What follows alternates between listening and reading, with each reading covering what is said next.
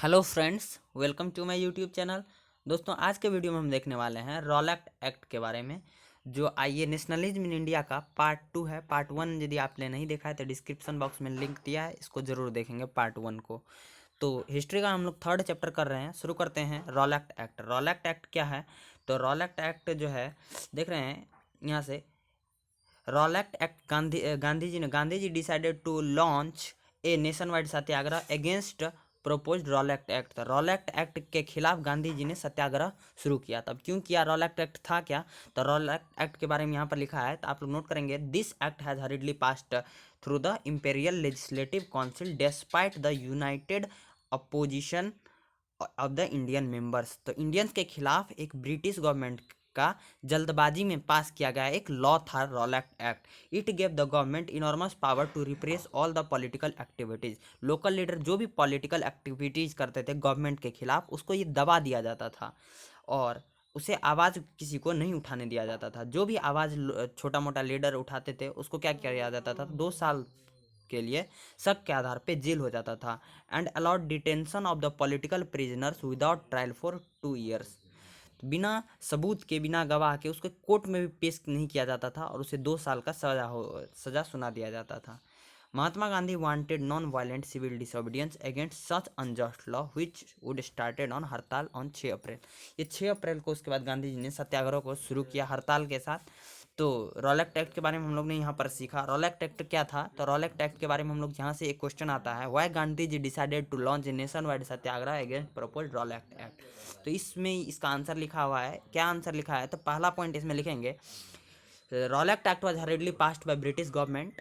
पहला पॉइंट। दूसरा पॉइंट लिखेंगे आप लोग, it gave the government enormous power to repress all the political activities. Second point लिखेंगे, it gave the government enormous power to repress all the political activities. Third point लिखेंगे, it allowed detention of the political prisoner without trial for 2 years. यहाँ से 3 point आप लोग लिख सकते हैं। उसके बाद इसी में यदि आपको दे देगा हाउ सत्याग्रह ऑर्गेनाइज्ड, सत्याग्रह को इसी में दे देगा। व्हाई गांधी जी डिसाइड, यहाँ से क्वेश्चन आता है, why Gandhi ji decided to launch a nation wide satyagraha against proposed Rowlatt act, how it is organized. तो यहाँ पर हम लोग हाउ इट इज ऑर्गेनाइज्ड जब लिखेगा तो 5 मार्क्स का क्वेश्चन हो जाएगा। तो लिखेंगे इट वुड स्टार्टेड विथ हड़ताल ऑन 6 अप्रैल। उसके बाद इस नेक्स्ट लाइन में इसका आंसर लिखा हुआ है। नेक्स्ट पैराग्राफ जो है ये पढ़ेंगे, रैलीज वेयर ऑर्गेनाइज। रैलीज को ऑर्गेनाइज किया गया बहुत सारे सिटीज़ में। Workers went on strike, workers सब स्ट्राइक पे चले गए। Railways workshop and shops close down, shop को बंद कर दिया गया। Alarmed by the popular upsurge and scared that lines of communication such as the railway telegraph would disturb। Railway का लाइन, टेलीफोन का लाइन, सब कुछ डिस्टर्ब कर दिया गया। अब रेलवे का लॉस हो गया तो ब्रिटिश गवर्नमेंट को काफ़ी ज़्यादा नुकसान होने लगा, इसलिए ब्रिटिशर्स काफ़ी ज़्यादा गुस्सा गए। इससे हुआ क्या? तो इससे हुआ क्या, local leaders were picked up from Amritsar. Local leaders सबको पकड़ लिया गया। महात्मा गांधी को दिल्ली जाने से रोक दिया गया। On 10 April the police in Amritsar fired upon a peaceful procession. 10 April को पुलिस ने अमृतसर पे क्या हुआ, गोलीबारी की। And provoking wide spread attacks on bank, post office, railway station, इस सब पे अटैक होने लगा। बैंक, पोस्ट ऑफिस, रेलवे सब पे मार्शल लॉ लगा दिया गया। जनरल डायर को कमांड दे दिया गया।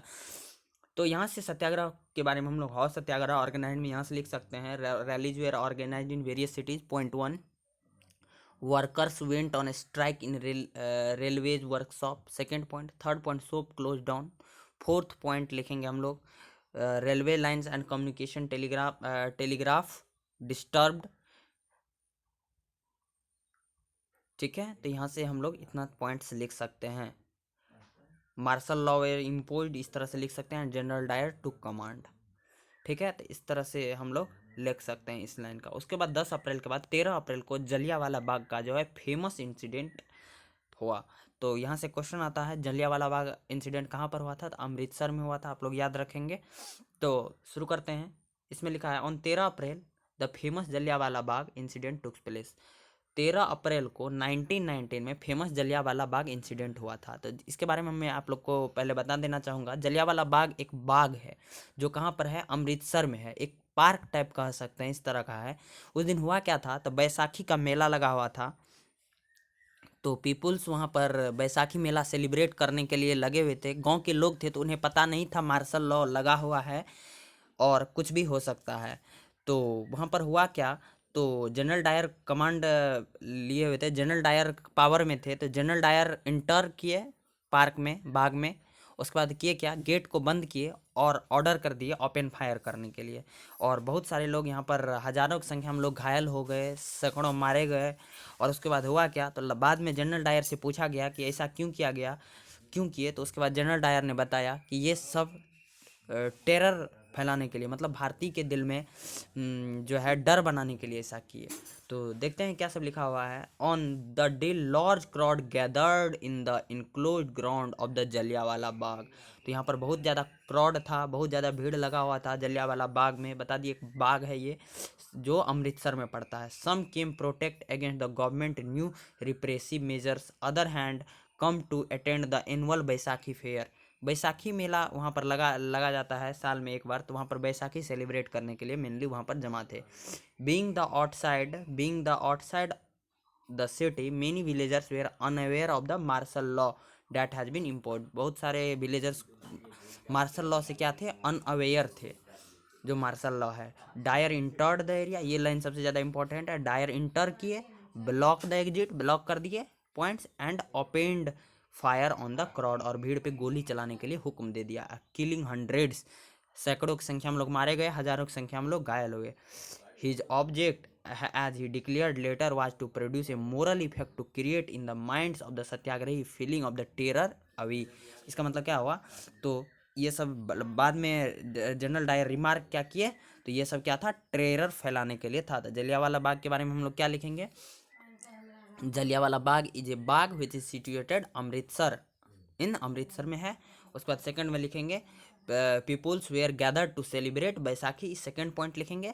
थर्ड पॉइंट में हम लोग क्या लिखेंगे, थर्ड पॉइंट में लिखेंगे डिस्पाइट, मतलब उसके बाद लिखेंगे थर्ड पॉइंट में हम लोग लिखेंगे यहाँ से being from outside the city many villagers were unaware of the martial law, मतलब मार्शल लॉ के बारे में उसे पता नहीं था। चौथा पॉइंट लिखेंगे Dyer entered the area, block the exit and order to open fire.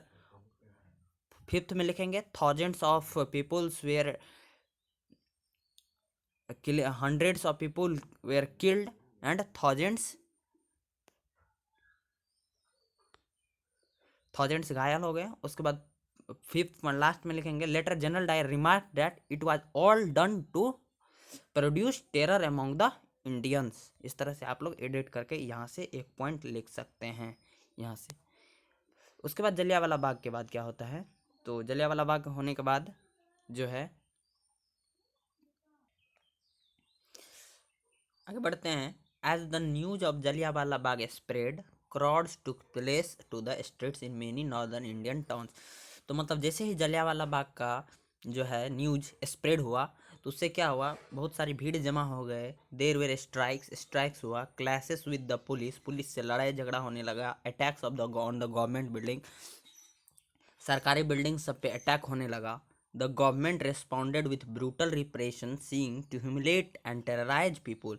इससे गवर्नमेंट क्या किए, तो लोग को बहुत ही ज़्यादा दर्द देने लगे, डर बनाने लगे लोगों के प्रति। सत्याग्रही सबको पकड़ पकड़ के जमीन पे नाक रगड़ने के लिए मजबूर किया जाने लगा। उसे रोड पे जो है घसीटने लगा, उससे सलाम करवाता था, साहिब बुलवाता था। उसके बाद peoples were flogged and villages, मतलब around Gujranwala in Punjab now in Pakistan were bomb, Gujranwala पे बम गिरा दिया गया। उसके बाद गांधी जी ने इस मोमेंट को वायलेंस देखा। यहाँ पर गांधी जी अहिंसावादी थे, वायलेंस करना नहीं चाहते थे, तो यहाँ पर वायलेंस को देखते हुए गांधी जी ने इस मोमेंट को बंद करना पसंद किया। तो जब भी गांधी जी वायलेंस देखेंगे तो किसी मोमेंट को यहाँ पर बंद कर देंगे। तो यहाँ पर काफ़ी ज़्यादा जैसे ही ये अमृतसर में जलियांवाला बाग इंसिडेंट सबको पता चला, तब काफ़ी जनता जितना भी थे काफ़ी ज़्यादा गुस्सा गए, गवर्नमेंट बिल्डिंग पे अटैक करने लगे, बहुत ही ज़्यादा दंगा फसाद होने लगा, दंगा होने लगा। तो इसको देख करके गवर्नमेंट ने क्या एक्शन लिया, तो सत्याग्रही को पकड़ पकड़ के ज़मीन पे घसीटने लगे, नाक रगड़ने के लिए मजबूर किया जाने लगा, डर बनाने लगे, बॉम्ब गिराने लगा गवर्नमेंट बिल्डिंग पे। तो इस तरह से गवर्नमेंट बिल्डिंग सब पे अटैक होने लगा। तो ये सब देख करके गांधी जी ने इस मोमेंट को यहीं पर समाप्त कर दिया। उसके बाद क्या हुआ, गांधी जी कुछ बड़ा मूवमेंट करना चाहते थे। गांधी जी कुछ बड़ा मूवमेंट करने के लिए हिंदू और मुस्लिम को क्या हो किया जाता है, हिंदू और मुस्लिम को क्या करना था, एक जब तक नहीं हो सकता तब तक बहुत बड़ा मूवमेंट नहीं किया जा सकता था। इसके लिए गांधी जी ने क्या किया, गांधी जी ने देखते हैं, while the Rowlatt Satyagraha had been widespread movement, it still limited mostly in cities and towns। Rowlatt जो हुआ, इसके खिलाफ जो सत्याग्रह हुआ रॉलेट एक्ट के खिलाफ, ये सिर्फ सिटीज़ या टाउन्स में ही लिमिटेड था। Mahatma Gandhi now felt need to launch a more broad based movement in India. बहुत ही बड़ा मोमेंट करना चाहते थे, मगर but we certain that no such movement could be organised without being bring the Hindus and Muslim closer together. जब तक हिंदू और मुस्लिम एक साथ नहीं आएंगे तब तक बहुत ही बड़ा मूवमेंट नहीं होगा। On the way of doing this he felt was to take up Khilafat issue. और इसके लिए गांधी जी ने क्या इशू लिया, खिलाफत इशू। अब खिलाफत मूवमेंट के बारे में, खिलाफत इशू क्या था, तो इसके बारे में मैं आप लोग को बताना चाहूँगा। तो यहाँ से आप लोग पहले टिक आउट कर लेंगे। यहाँ से अपने बुक में, आपके पास जो भी बुक है, तो इसमें आप लोग यहाँ से पूरा पैराग्राफ को टिक आउट करेंगे। पूरा पैराग्राफ को आप पहले टिक आउट कर लीजिए। उसके बाद आपको इस कहानी के बारे में मैं बताता हूँ। तो हुआ था क्या, फर्स्ट वर्ल्ड वार के दौरान ऑटोमन टर्की जो है, तो जो ब्रिटिशर्स के खिलाफ लड़ाई कर रहे थे, ब्रिटिशर्स भी भाग लिए थे और टर्की भी भाग लिया था। तो इसमें ब्रिटिशर्स की जीत हुई थी और टर्की की, ऑटोमन टर्की की हार हुआ था फर्स्ट वर्ल्ड वार के दौरान। तो इससे हुआ क्या, ऑटोमन टर्की का एक इम्पेरर हुआ करता था जिसको खलीफा कहा जाता है। क्या कहा जाता है, खलीफा।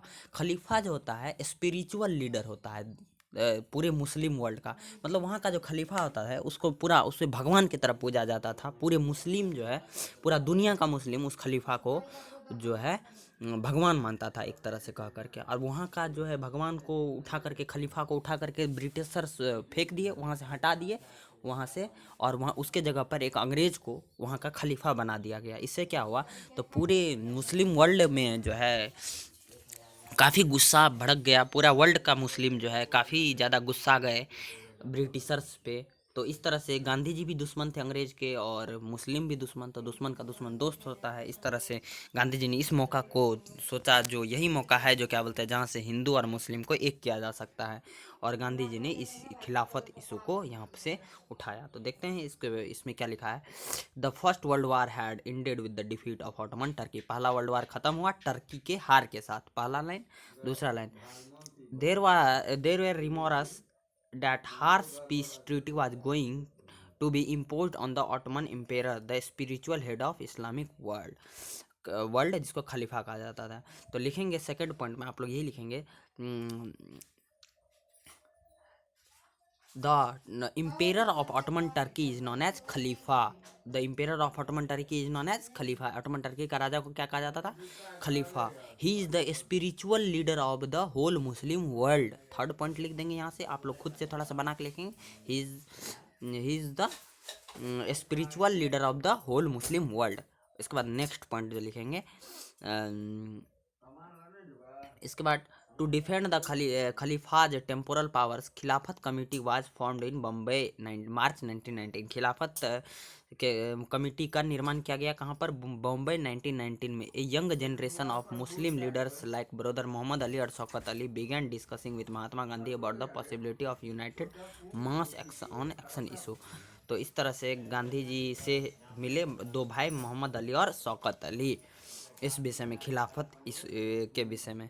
तो यहाँ से हम लोग फोर्थ पॉइंट अपने से बनाएंगे। किस तरह से बनाएंगे, ब्रिटिशर्स, तो यहाँ पर पहले ही लिख चुके, ब्रिटिशर्स का जीत हो चुका है। तो उसके बाद लिखेंगे Britishers throned the existing khalifa of the Turkey and he made new khalifa of the Ottoman Turkey. Fifth point लिखेंगे। उसके बाद Gandhi ji saw this an opportunity to bring Muslim under the umbrella of the unified nation movement. Gandhi ji इस opportunity को देखे क्या कर सकते हैं, पूरे मुस्लिम और हिंदू को एक किया जा सकता है। तो ये 5-6 पॉइंट आप लोग यहाँ से लिख सकते हैं।